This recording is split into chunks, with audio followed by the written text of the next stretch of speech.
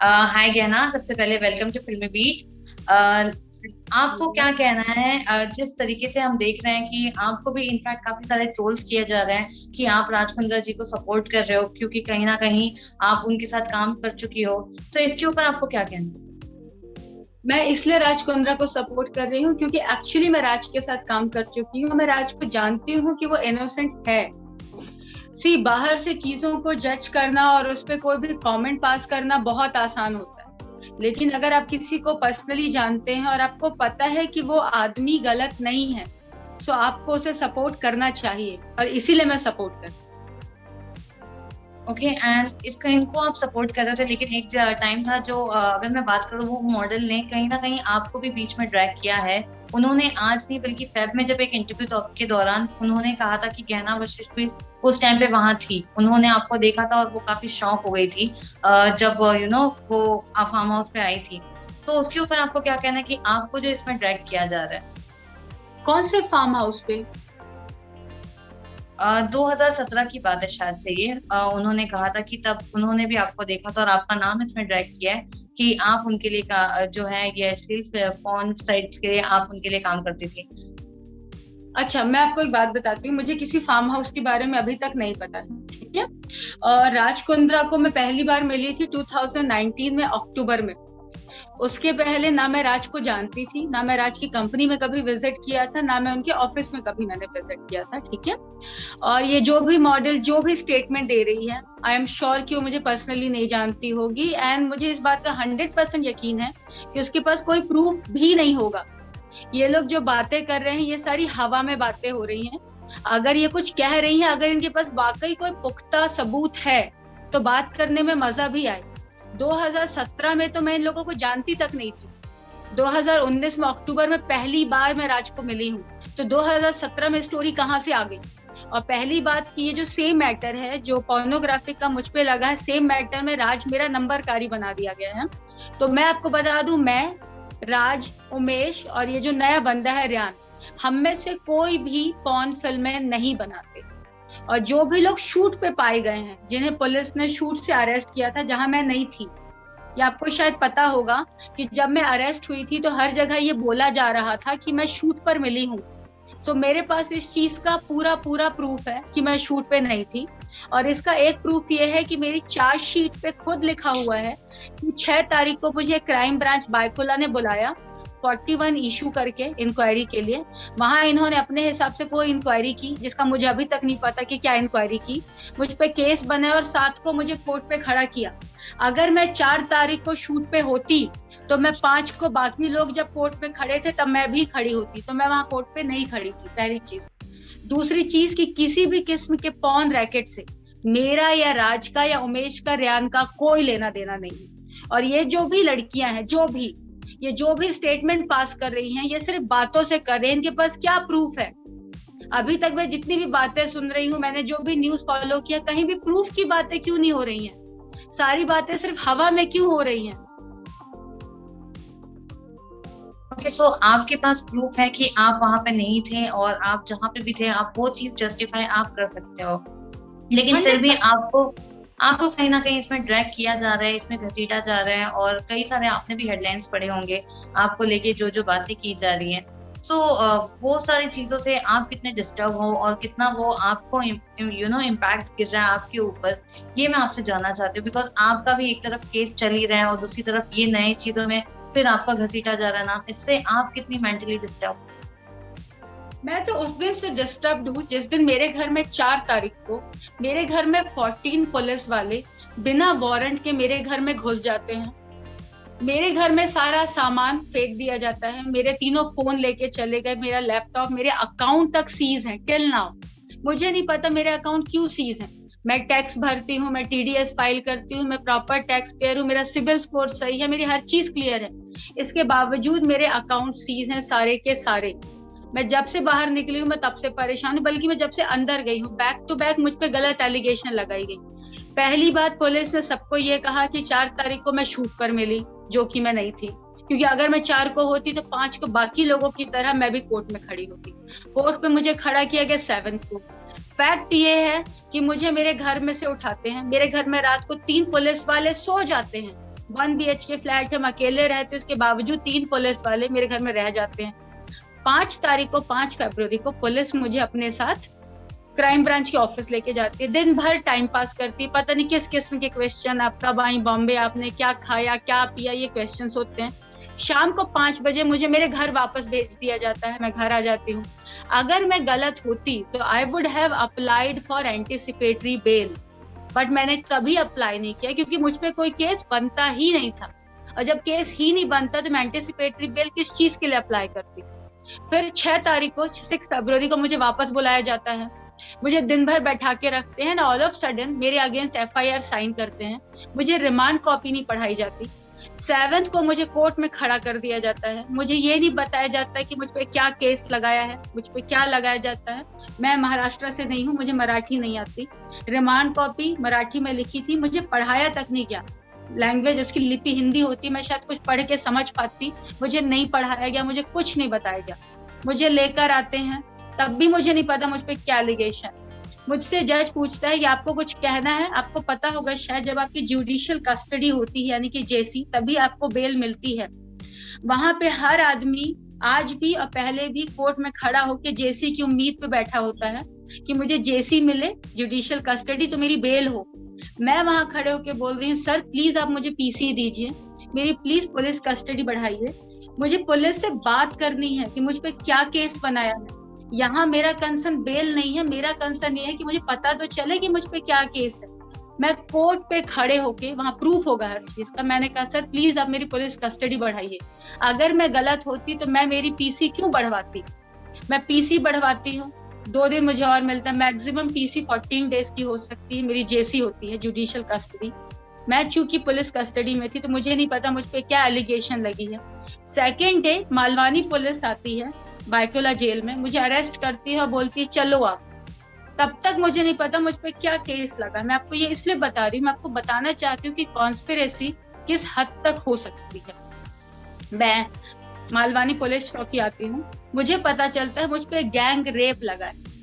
चूंकि मैं लड़की हूँ and a woman can not rape a woman, तो मुझ पे स्ट्रेट 376 नहीं लग सकता। इतनी समझ तो हर आदमी को होती है, इसलिए मुझ पे 376D लगाया गया।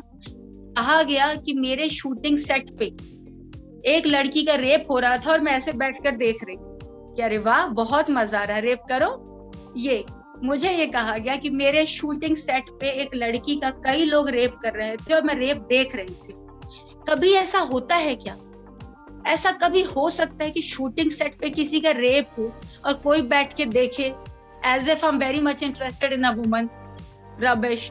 मुझ पे गैंग रेप लगाया जाता है और उसके बाद मुझे कोर्ट में खड़ा करते हैं और मैं उनसे पूछती हूँ किसका गैंग रेप हुआ, मुझे ये तो बताओ। टिल देन मुझे ये तक नहीं बताया जाता कि किस लड़की ने मुझ पे केस किया है। मैंने कहा सर प्लीज मैं आपसे रिक्वेस्ट करूँ उस लड़की को बुला दो। वो लड़की पुलिस स्टेशन में आती है, पुलिस स्टेशन पे मैं उससे पूछती हूँ तुम्हारे पास पेमेंट ट्रांजैक्शन है शूट के? बोलती है हाँ। मैंने कहा कौन सा ऐसा रेप होता है जिसमें एक लड़की उसके पैसे लेती है रेप करवाने के? लड़की चुप। मैंने कहा देखो, मैं लड़की का नाम नहीं ले रही हूँ, विक्टिम का नाम लेना अलाउड नहीं है। मैंने बोला देखो मेरे पास सारे फुटेज हैं शूट के, सारे रॉ फुटेज हैं A to Z, मैं अभी दिखा सकती हूँ, सच सच बोलो नहीं तो मैं बता रही हूँ मैं तुम्हारे खिलाफ अभी केस करूंगी। इमीडिएटली लड़की वहां से भागी, वो नीचे आती है, 2 WPC उसे उठाकर ऊपर लेकर आते हैं, फिर से भागती है, फिर उसको उठाकर लेकर आते हैं। मैंने कहा सर आप इसके मोबाइल में मेरी चैट पढ़ लो, मैं शूट के पहले उस लड़की से कभी नहीं मिली, शूट के बाद मुझसे कभी नहीं मिली, और ये बात मेरी चार्जशीट में भी लिखी है। मैं जो भी बातें कर रही हूँ मैं सारे प्रूफ के साथ बातें कर रही हूँ, मैं कोई हवा में बातें नहीं कर रही। लड़की की मेरे पास चैट है, उसने कोऑर्डिनेटर से मेरा नंबर ले लिया था।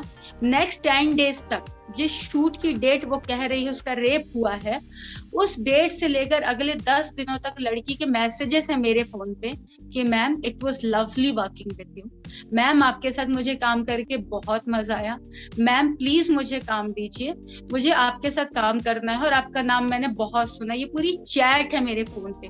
किसी का रेप होने के बाद वो उसके लिए थैंक यू बोलेगा। फिर लड़की का वीडियो NOC है, no objection certificate video, where she herself has said कि मुझे काम करके बहुत मजा आया गहना मैम के साथ, बहुत अच्छे से काम करती हैं, आर्टिस्ट को कंफर्टेबल रखती हैं, कोई प्रेशर नहीं होता और हर आर्टिस्ट को पर्सनल स्टाफ देती हैं।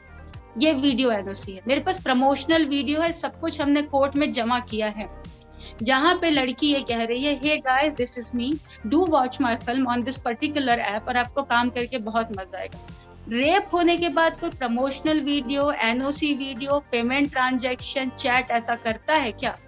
उसके बाद मेरे शूट पे 2 गाने शूट हुए हैं, एक नॉर्मल सॉन्ग है, पार्टी सॉन्ग है, जहां वो डांस कर रही है। एक लड़की को अगर उसका बॉयफ्रेंड जोर से हाथ भी पकड़ लेना, उसकी हिम्मत नहीं बचती, पति अगर उसके साथ जबरदस्ती कुछ कर दे तो वो खड़ी नहीं हो पाती। गैंग रेप वाली एलिगेशन मुझ पे लगी है। उसके बाद वो डांस कर रही, और जिस दिन का वो कह रही है गैंग रेप हुआ, उस दिन से लेकर हर रोज उसके टिकटॉक पे वीडियो जहां वो रोज नाच रही। गैंग रेप होने के बाद कोई लड़की टिकटॉक वीडियो बनाएगी या पुलिस के पास जाएगी या 100 पे कॉल करेगी? कुछ नहीं किया गया। ये सिर्फ केस इसलिए बनाया गया क्योंकि मुझे फंसाया जा सके। अब इसके बाद मैं 8 दिन पीसी में थी, पुलिस कस्टडी में, मुझसे कोई क्वेश्चन नहीं हुए, कुछ नहीं पूछा गया। मुझे ऐसा लगा कि ये केस, अच्छा मुझे तब भी कहा गया था कि ये सारी चीजें आप राज कुंद्रा पे डाल दो, आप ये बोल दो कि आपने जो भी शूट पे हुआ है राज कुंद्रा ने आपके साथ जबरदस्ती कराया है। मैंने कहा मेरे साथ राज ने कुछ नहीं किया, राज ने मेरे साथ कोई फोर्स नहीं किया, मैं राज का नाम नहीं लूंगी। मुझे लगा क्योंकि एक लड़की को रेप नहीं कर सकती, तो ये case within a week, within 10 days discharge हो जाएगा, कोई प्रूफ नहीं है, कुछ नहीं है। मैं 5 महीने जेल में काट कर आई हूँ, जो काम मैंने कभी नहीं किया, और इसके सारे प्रूफ हैं कोर्ट के पास, पुलिस के पास। एंड इवन लेटर लड़की जब वो पुलिस के सामने बैठी तो उसने खुद भी कहा कि हाँ मेरा रेप नहीं हुआ है। ये वहां के आयोग के मोबाइल में रिकॉर्डेड है, जहां उस लड़की ने ये कहा कि नहीं मेरा रेप नहीं हुआ है। आपने इतने मी टू मूवमेंट सुने होंगे, कास्टिंग काउच सुना होगा, आपने 100 इयर्स की इंडस्ट्री में कभी सुना है कि शूट पे रेप होता है? शूट पे 3-3 कैमरे का सेटअप होता है, कम से कम 50 लोग थे अभी कोविड की वजह से, बाकी टाइम तो 150-200 लोग होते हैं। इतने लोगों के बीच में रेप हो सकता है क्या? और आपको मैं एक और बात बताऊं, जब मैं निकली हूँ मैंने लोगों से पूछा कि क्या किसी की इंक्वायरी हुई, किसी को अरेस्ट किया था गैंग रेप पे? कोई अरेस्ट नहीं हुआ। एक लड़की का गैंग रेप ऐसा कहा जाता है, एक दूसरी लड़की को अरेस्ट कर लिया जाता है और कहते हैं गैंग रेप, जो कि कभी नहीं हुआ, कोई अरेस्टेड नहीं है। क्या देखने से रेप हो गया क्या? ये शुरू से प्रॉपर कॉन्स्पिरेसी थी फंसाने की। मैंने राज के अगेंस्ट नहीं बोला क्योंकि ये गेम है बेसिकली विक्टिम और एक्यूज का। अगर आप विक्टिम नहीं बनते हैं तो आपको एक्यूज बना दिया जाए।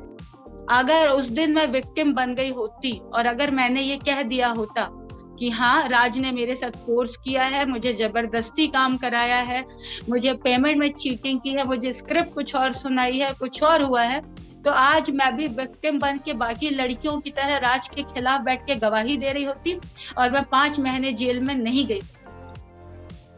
सो आपको क्या लगता है कि आपको इसमें कौन फंसा रहा है और राज को इसमें कौन फंसा रहा है? कौन है जो आप दोनों के अगेंस्ट कॉन्स्पिरेसी कर रहा है, आपको इसमें फंसाने के लिए जो है साजिश और रणनीति अगर कहूँ तो एक तरफ से कुछ कर रहा है? कौन है इसके पीछे आपके हिसाब से? आपको क्या लगता है? देखो मुझे एग्जैक्टली तो ये नहीं पता कि कौन है एग्जैक्टली, क्योंकि अभी तक उसका चेहरा नहीं आया है। और इवन मेरी चार्जशीट पे जहां पे लिखा होता है कि विक्टिम कौन है, उस पूरी चार्जशीट पे कहीं विक्टिम का कोई नाम नहीं है। वहां पे साक्षीदार भी पुलिस है, पंच भी पुलिस है, खड़े होने वाले भी पुलिस है, स्टेटमेंट लेने वाले भी पुलिस है। वहां पे कोई भी ऐसे आदमी का नाम नहीं लिखा है जिसने ये स्टेटमेंट दिया है या हमें फंसाया जाए या जिसको कोई तकलीफ है, ऐसा कोई नाम नहीं है। पोर्नोग्राफिक वाले मैटर में किसी का भी नाम नहीं है। मेरे पास चार्जशीट है, मेरी चार्जशीट एटलीस्ट 4000 पेजेस की है, 6 से 7 किलो की, जिसमें दुनिया भर की चैट डाल रखी है। और हम लोग इस चार्जशीट के बारे में इसलिए बात कर रहे हैं क्योंकि सेम मैटर में राज कुंद्रा मेरा नंबरकारी है, सेम सीआर नंबर है, सेम मैटर। यहाँ पे बेसिकली गेम चल रहा है एक्यूज और विक्टिम का।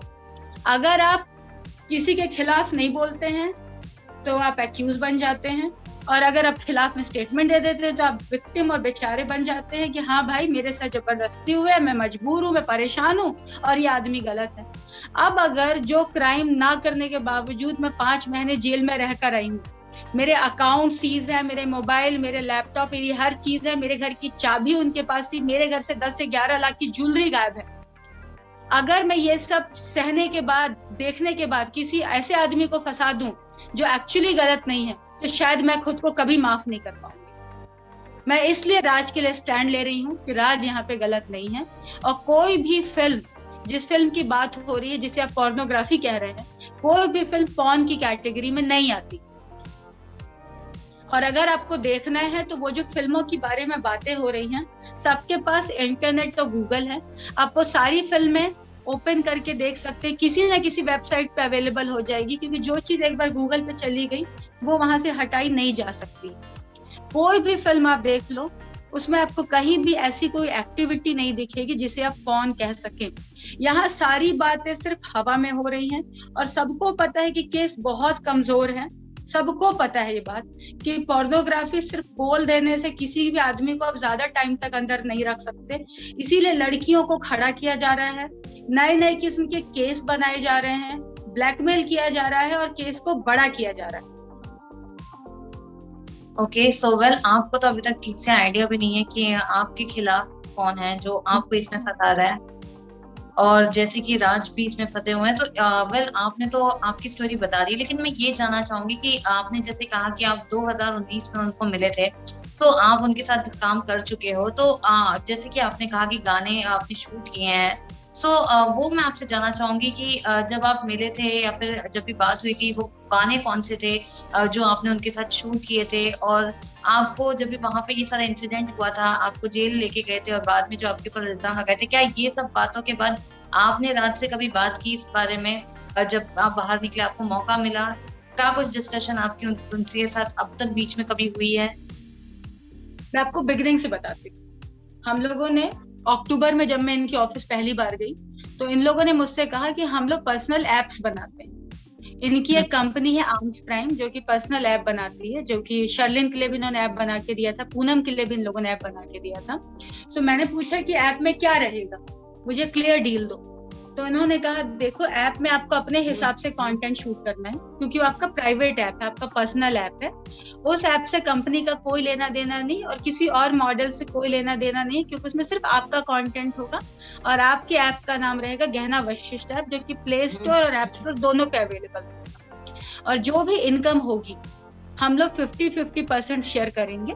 यानी कि बेसिकली क्या होता है, 40% गूगल और iOS वाले ले जाते हैं, क्योंकि हम लोग उनका प्लेटफॉर्म यूज करते हैं।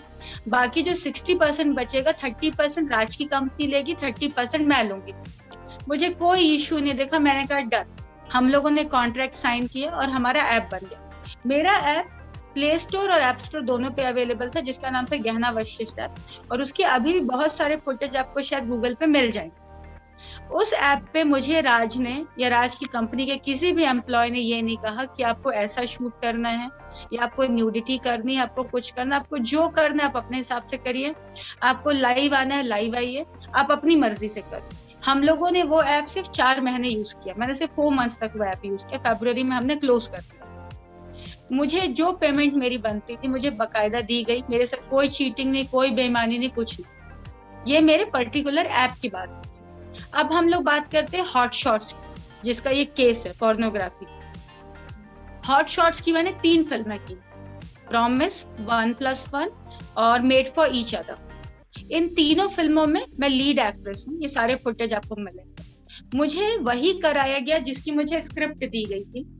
मुझे वही कॉस्ट्यूम पहनाए गए जो कॉस्ट्यूम मेरे साथ ट्रायल में दिखाए गए थे, और मेरे साथ वही सीन शूट किए गए जो मुझे पहले बताया गया था, और मुझे मेरी वही पेमेंट दी गई जो बताया गया था। मेरे साथ कोई चीटिंग नहीं। मैं कई बार ऑफिस में मिली, कई बार मेरी बात होती थी, मैं कई बार इंटरेक्शन हुआ मेरा, बट कभी भी मेरे साथ कोई गलत बात कभी नहीं हुई। मैं इनकी पहले वाली भी ऑफिस में जाती थी, और जो अभी वाली ऑफिस है मैं उसमें भी गई, अरेस्ट होने के पहले तक।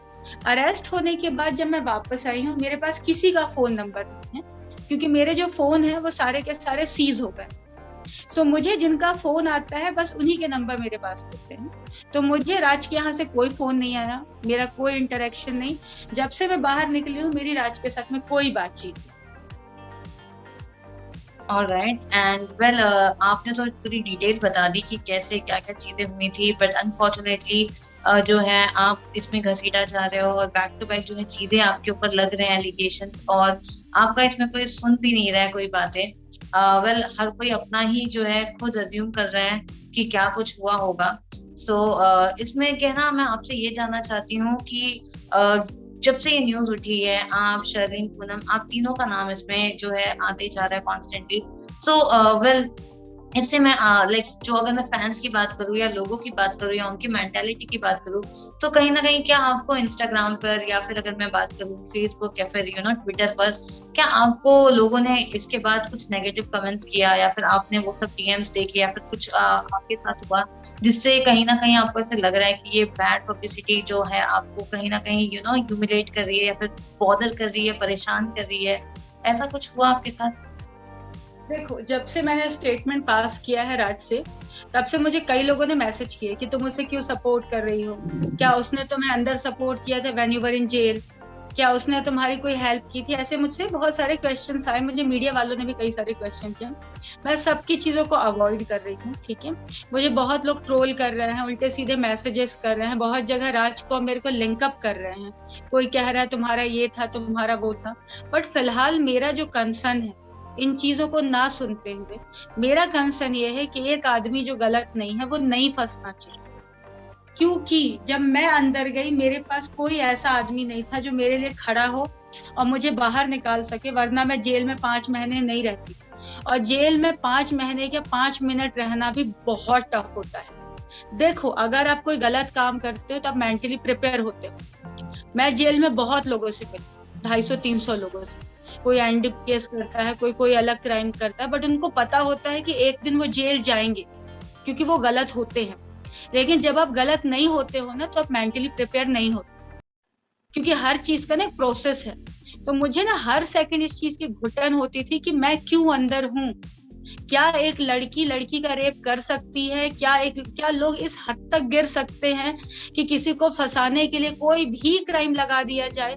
मैं झेल कर आई, और मैं लड़की थी इसलिए मैं निकल गई। एक आदमी पे अगर ऐसी एलिगेशन लग गई ना, तो पता नहीं होता वो कब तक अंदर रहेगा। मैं इसलिए उस आदमी का सपोर्ट कर रही हूँ, क्योंकि मुझे पता है कि वो गलत नहीं है। क्योंकि जब आप जिस चीज को फेस करते हो ना, जब तक मैं बाहर थी, जब मुझे कोई कहता था ना कि वो जेल होकर आया है, मैं बहुत उसको मिसट्रीट करती थी। मुझे लगता था कि हाँ यार, ये गलत होगा इसलिए जेल से होकर आया, पक्के से गलत होगा, जैसे सोसाइटी करती है। क्योंकि जैसे ही आप जेल जाते हैं ना, आपको सोसाइटी डिसोन कर देती है, आप सोसाइटी का हिस्सा नहीं रह जाते हो। लोगों को लगने लगता है हाँ यार, इसने तो कुछ गलत किया होगा, क्योंकि आपको बोलने का मौका ही नहीं दिया जाता।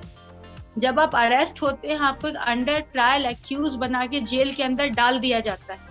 आपकी बात कब सुनी जाती है? जब आपका केस ओपन होगा। टिल देन आप अंदर पड़े हुए होते हो।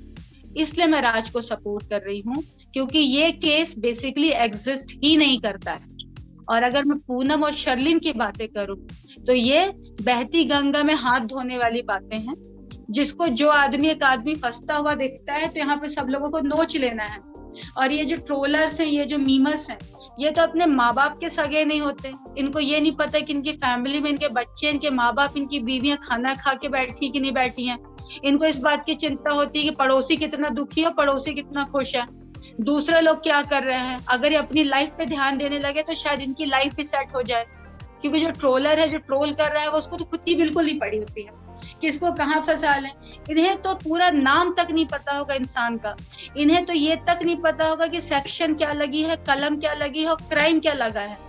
इनको बस ट्रोल करना है, बस ट्रोल करना है। एक आदमी बर्बाद हो रहा है जहां से पैसे बन सकते हैं, और आपको शायद पता होगा मीम्स बनाने के भी पैसे मिलते हैं।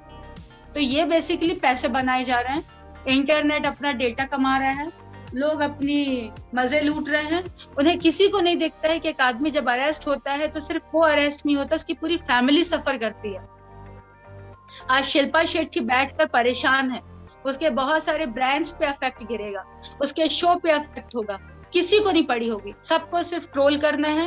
ये पूनम और शर्लिन जैसे लोग, कोई भी आदमी हो, उनको किसी के लिए भी गलत बोल रहे हैं। आपने कभी सुना है कि लोग किसी के लिए अच्छा बोलते हो?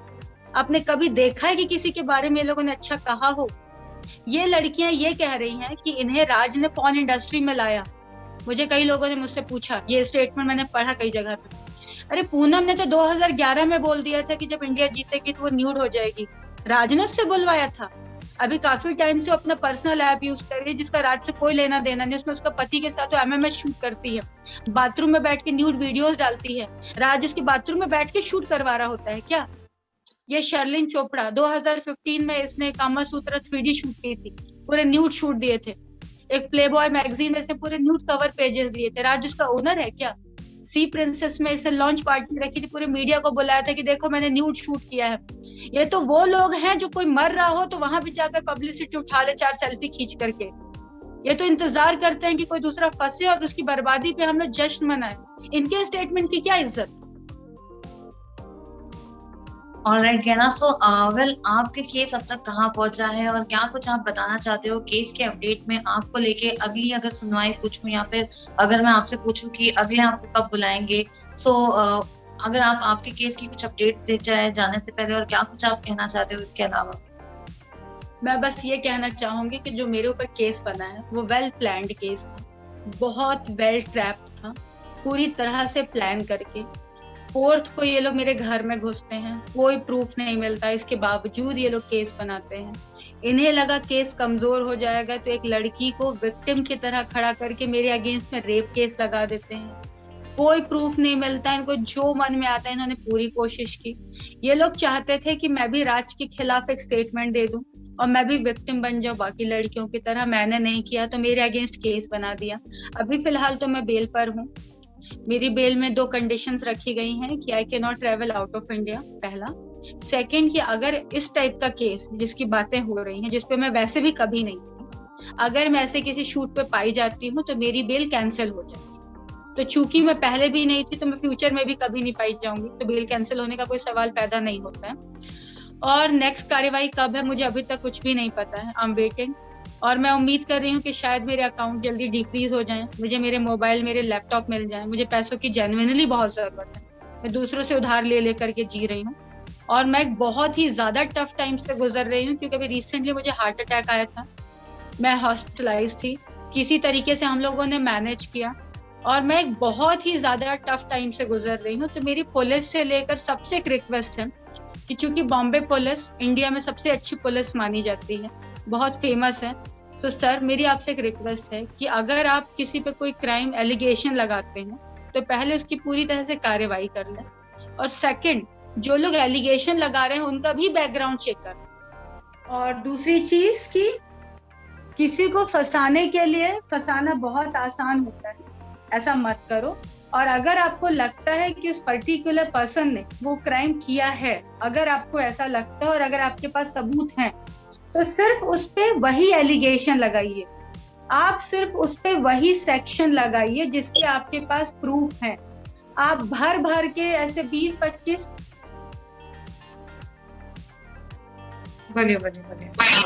आप ऐसे भर भर के बहुत सारे एलिगेशन मत लगा दीजिए कि उसको आपको फंसाना है। आपकी अगर पर्सनल लेवल पे दुश्मनी है या पर्सनल लेवल पे रंजिश है, कुछ भी है, अगर उसने वो क्राइम कमिट किया है तो सिर्फ उससे आप उसी का बदला लीजिए। किसी को फंसाने के लिए उस पर 10 और एलिगेशन मत लगा दीजिए। जैसे मेरे केस पे इतने सारे एलिगेशन लगाए गए हैं जिसका कोई दूर दूर तक लेना देना नहीं, कोई लेना देना नहीं। आप अगर उसमें पुलिस के स्टेटमेंट सुनोगे तो आप हंसोगे कि इस वजह से एलिगेशन लगाए हैं, ये सेक्शन इस पर डाले हैं। आपको पता है मुझ पे क्या क्या सेक्शन डाला है? मुझ पे और राज पे सेम मैटर पे एलिगेशन है 354K का ब्रैकेट में, यानी कि C, 292, 293, 420, ITX, ये सारे। अगर ये लोग पोर्नोग्राफी की बात करते हैं तो पोर्नोग्राफिक पे जो सेक्शन होता है वो लगता है 292, 293, लेकिन चूंकि इन्हें केस बड़ा करना है, क्योंकि 292, 293 बेलेबल ऑफेंस है, इसलिए इन्होंने 354 लगा दिया और 420 का इनके पास कोई एक्सप्लेनेशन नहीं है। 354 का भी कोई एक्सप्लेनेशन। फिर इनको लगा कि गहना जल्दी निकल जाएगी, 376D लगा दो, क्योंकि 376 स्ट्रेट लड़की पे लगा नहीं सकते, क्योंकि ये सेक्शन इतना बड़ा है, इतना बड़ा सेक्शन है कि अगर मतलब इसकी जो सजा है वो बहुत बड़ी है। Even this is bigger than 302, इतना बड़ा सेक्शन है। तो मेरा कहना है अगर आपको प्रॉपर प्रूफ है आपके पास और आपको लगता है किसी इंसान ने वो क्राइम कमिट किया है, तो आप उस पर सिर्फ वही सेक्शन लगाएं, भर भर के अपनी मर्जी से 20-25 सेक्शन और ना डालें, बस। ठीक है, हमसे बात करने के लिए धन्यवाद कहना। आपसे बात करके अच्छा लगा। वेल, काफी सारे लोगों को बहुत सारे अपडेट पता चलेंगे आपकी केस को लेकर, और हम चाहते हैं कि जो है न्याय हो, इंसाफ हो, आपको भी मिले, राज को भी मिले, अगर वो निर्दोष है तो। थैंक यू सो मच हमसे बात करने के लिए कहना। Thank you.